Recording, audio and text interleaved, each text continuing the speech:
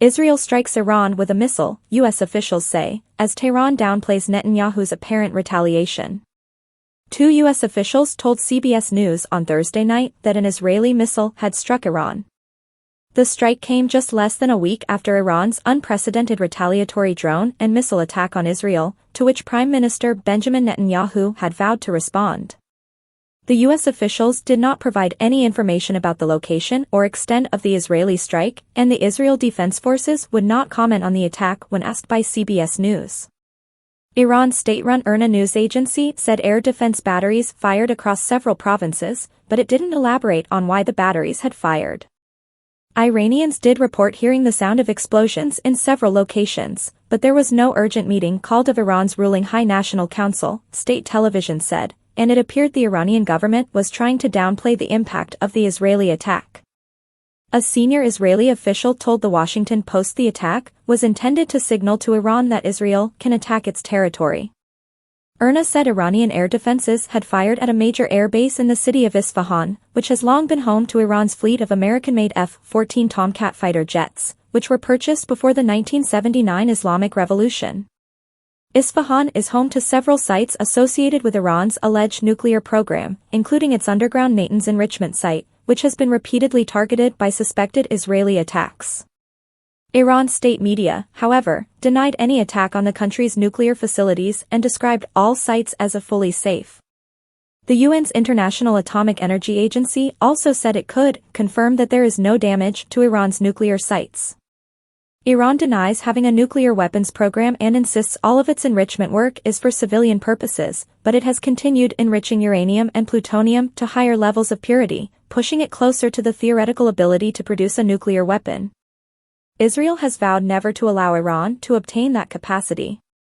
State television said 3 small drones were shot down in an area east of Isfahan, and the network ran what it said were live pictures showing calm, normal conditions in Isfahan.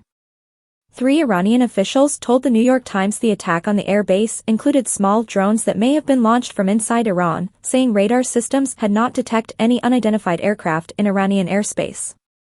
No one wants a war with Iran at the moment, Natan Eshel, a close associate and former chief of staff of Netanyahu's, said in a statement shared Friday by the Prime Minister's Likud party. We have proven to them that we can penetrate and damage their domain and they have not succeeded in ours. The messages are more important than the bickering. We currently have more important tasks as well in Gaza and in Lebanon. The people are blessed to have a leader like Netanyahu. One of the most hardline members of Netanyahu's cabinet, however, far-right politician and current National Security Minister Itamar Ben-Gvir, posted a one-word message on social media as news of the strike on Iran emerged, saying simply, lame. Netanyahu had been under opposing pressures from the U.S., which had sought a calibrated response based on the minimal impact of the Iranian missile and drone barrage, and ultra-nationalist members of his government such as Ben-Gvir who have long advocated for tough military action against Iran.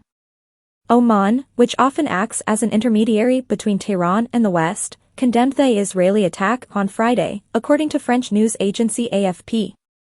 Dubai-based carriers Emirates and Fly Dubai began diverting flights around western Iran early Friday morning, after news of the Israeli strike.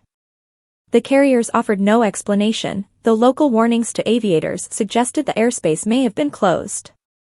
Iran announced that it had grounded commercial flights in Tehran and across areas of its western and central regions, but state television later said normal flight operations had resumed around the time that the sound of explosions were heard in Iran. Syria's state-run Sana'a news agency cited a military official as saying Israel had carried out a missile strike targeting an air defense unit in the country's south, causing material damage.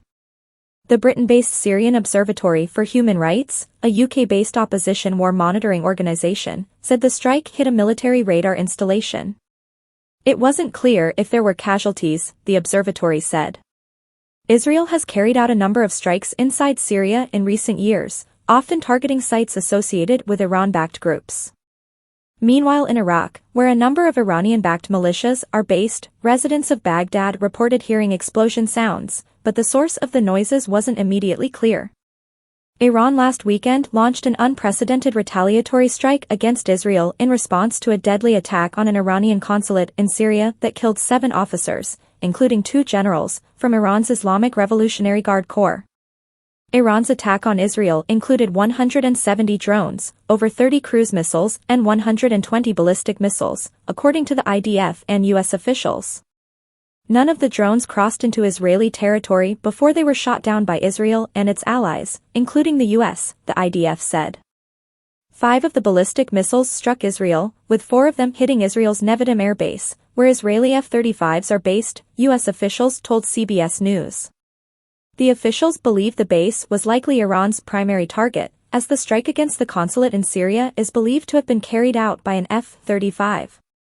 The U.S. and other Israeli allies had urged Netanyahu to exercise restraint with any response to the Iranian attack, and U.S. officials had said the U.S. would not participate in an Israeli retaliation.